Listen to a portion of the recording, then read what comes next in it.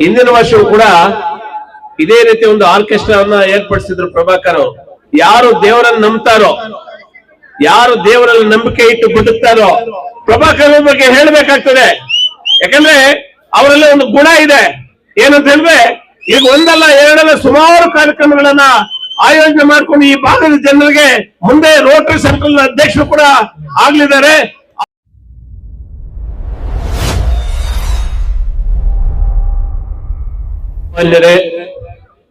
ವೇದಿಕೆಯ ಮುಂಭಾಗದಲ್ಲಿ ಆಸೀನರಾಗಿರ್ತಕ್ಕಂಥ ಈ ಊರಿನ ಮತ್ತು ಸುತ್ತಮುತ್ತಲಿನ ಗ್ರಾಮಸ್ಥರೇ, ಪತ್ರಿಕಾ ಮತ್ತು ದೃಶ್ಯ ಮಾಧ್ಯಮದವರೇ, ನಮ್ಮ ಸಾಮೇಗೌಡರು ಹೇಳಿದಾಗೆ ಇದು ಮಾತಾಡುವಂತ ವೇದಿಕೆನೂ ಅಲ್ಲ. ಆದ್ರೆ ಎರಡು ಮಾತು ಮಾತಾಡಿ ನನ್ನ ಮಾತನ್ನು ಮುಗಿಸ್ತಾನೆ. ಹಿಂದಿನ ವರ್ಷವೂ ಕೂಡ ಇದೇ ರೀತಿ ಒಂದು ಆರ್ಕೆಸ್ಟ್ರಾವನ್ನ ಏರ್ಪಡಿಸಿದ್ರು ಪ್ರಭಾಕರ್ ಅವರು. ಇಲ್ಲಿ ಕಾರ್ಯಕ್ರಮಕ್ಕೆ ಬಂದಿದ್ದೀವಿ.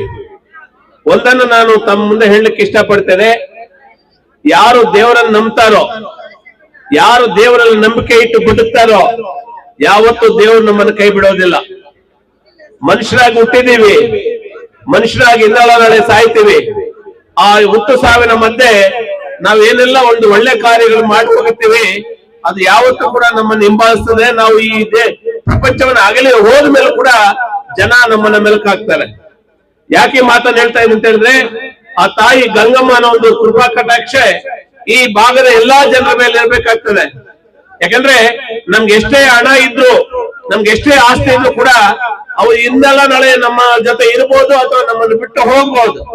ಆದ್ರೆ ನಾವು ಕೊನೆಯದಾಗಿ ನಮ್ಗೆ ನೆಮ್ಮದಿ ಕೊಡ್ತಕ್ಕಂಥದ್ದು ಏನು, ಒಂದು ದೇವಸ್ಥಾನದಲ್ಲಿ ಹೋಗಿ ರಾಮ ಗೋವಿಂದ ಅಂತ ನಾವು ದೇವರ ಮುಂದೆ ಕೈ ಕಟ್ಟಿ ಒಂದು 5 ನಿಮಿಷ ಆತನ ಒಂದು ಧ್ಯಾನ ಮಾಡಿದಾಗ ನಮ್ಗೆ ಒಂದು ಅಗೋಚರವಾದಂತ ಒಂದು ಇದು ನಮ್ಗೆ ಮಂದಟ್ಟಾಗ್ತದೆ. ಅಂದ್ರೆ ದೈವಾನುಗ್ರಹ ನಮ್ಗೆ ಯಾವತ್ತೂ ಕೂಡ ಇರ್ತದೆ. ಅದರಲ್ಲಿ ನಾನು ಎಲ್ಲಾ ಗ್ರಾಮಸ್ಥರಲ್ಲಿ ಮನವಿ ಮಾಡ್ತಕ್ಕಂಥದ್ದು, ನಮ್ಮಲ್ಲಿ ಯಾವುದೇ ಕಲಹಗಳು ಇದ್ರೂ ಕೂಡ ಅವನ್ನೆಲ್ಲ ಕೂಡ ಬದಗೊತ್ತಿ ಗ್ರಾಮದ ಯಾವುದೇ ಕೆಲಸ ಕಾರ್ಯಗಳಿರ್ಲಿ, ದೇವತಾ ಕೆಲಸಗಳಿರ್ಲಿ, ಒಂದು ಒಳ್ಳೆ ಕೆಲಸಗಳಿರ್ಲಿ, ಅದನ್ನ ಪಕ್ಷಾತೀತವಾಗಿ, ಧರ್ಮಾತೀತವಾಗಿ, ಜಾತ್ಯಾತೀತವಾಗಿ ನಾವೆಲ್ಲರೂ ಕೂಡ ಈ ಊರಿನ ಗ್ರಾಮಸ್ಥರು ನಾವು ಒಟ್ಟಾಗಿ ಬದುಕ್ತೀವಿ, ಒಟ್ಟಾಗಿ ಬಾಳ್ತೀವಿ ಅಂತಕ್ಕಂಥ ಒಂದು ಮನೋಭಾವನೆಯನ್ನು ಇಟ್ಕೊಂಡು ನಾವೆಲ್ಲರೂ ಕೂಡ ಬದುಕಿದಾಗ ಆ ಜೀವನಕ್ಕೊಂದು ಅರ್ಥ ಇರ್ತದೆ. ಆ ನಿಟ್ಟಿನಲ್ಲಿ ನೀವೆಲ್ಲರೂ ಕೂಡ ಆ ತಾಯಿ ಗಂಗಮ್ಮನ ಒಂದು ಕೃಪಾ ಕಟಾಕ್ಷ ತಮ್ಮ ಮೇಲೂ ಕೂಡ ಇರಬೇಕು ಅಂತ ಹೇಳ್ತಾ, ಕೊನೆಯದಾಗಿ ನನ್ನ ಸ್ನೇಹಿತರಾಗಿರ್ತಕ್ಕಂಥ ಪ್ರಭಾಕರ್ ಅವ್ರ ಬಗ್ಗೆ ಹೇಳ್ಬೇಕಾಗ್ತದೆ. ಯಾಕಂದ್ರೆ ನಾನು ಕೂಡ ನಮ್ಮ ಭಾಗದಲ್ಲೂ ಕೂಡ ಅನೇಕ ರೀತಿಯ ಒಂದು ಜನಪದ ಕಾರ್ಯಕ್ರಮಗಳನ್ನು ಕೈಯಲ್ಲಿ ಮಾಡಿಸಿದ್ವಿ. ಅವರಲ್ಲಿ ಒಂದು ಗುಣ ಇದೆ. ಏನಂತ ಹೇಳಿದ್ರೆ, ಏನೋ ಭಗವಂತ ನಮ್ಗೆ ಒಂದಷ್ಟು ಕೊಟ್ಟಿರ್ತಕ್ಕಂಥದ್ದಲ್ಲಿ ಒಂದಷ್ಟು ಪಾಲು ಬಡಬಕ್ಕರಿಗೆ ಹಂಚಬೇಕಂತಕ್ಕಂಥ ಒಂದು ಮನಸ್ಥಿತಿ ಅವರಲ್ಲಿದೆ.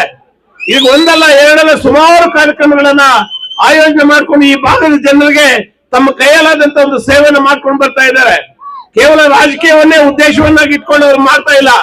ನಾನು ಆಗ್ಲೇ ಅಂದಾಗೆ ಏನೋ ದೇವರು ಒಂದಷ್ಟು ಕೊಟ್ಟಿದ್ದಾನೆ, ನನಗೂ ಇಲ್ಲಿ ಒಂದಷ್ಟು ಬೇರೆಯವ್ರು ಇಲ್ಲ ಅಂತಕ್ಕಂಥ ಒಂದು ಭಾವನೆಯನ್ನು ಇಟ್ಕೊಂಡು ಇವತ್ತು ಒಳ್ಳೆ ಜನಪದ ಕಾರ್ಯಕ್ರಮಗಳನ್ನ ಮಾಡ್ತಾ ಇದ್ದಾರೆ. ಮುಂದೆ ರೋಟರಿ ಸರ್ಕಲ್ ಅಧ್ಯಕ್ಷರು ಕೂಡ ಆಗ್ಲಿದ್ದಾರೆ.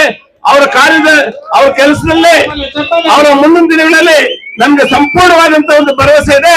ಅವರ ಅಧ್ಯಕ್ಷತೆಯಲ್ಲಿ ಅಭೂತಪೂರ್ವವಾದಂತ ಒಂದು ಜನಪದ ಕಾರ್ಯಕ್ರಮಗಳನ್ನ ಮತ್ತಷ್ಟು ಮಾಡ್ತಾರೆ ಅಂತಕ್ಕಂಥ ಒಂದು ಆಶಾಭಾವನೆ ಇದೆ ಅಂತ ಹೇಳ್ತಾ, ಏನೋ ಒಂದು ಈ ವೇದಿಕೆ ಕರೆಸಿ ಒಂದು ಕೆಲವಾರು ಮಾತುಗಳನ್ನು ಆಡುವಂತ ಒಂದು ಅವಕಾಶವನ್ನು ಕೊಟ್ಟಂತ ತಮ್ಮೆಲ್ಲರಿಗೂ ನನ್ನ ನಮನಗಳನ್ನು ಸಲ್ಲಿಸಿ ನನ್ನ ಮಾತನ್ನು ಮುಗಿಸ್ತಾ ಇದ್ದೀನಿ.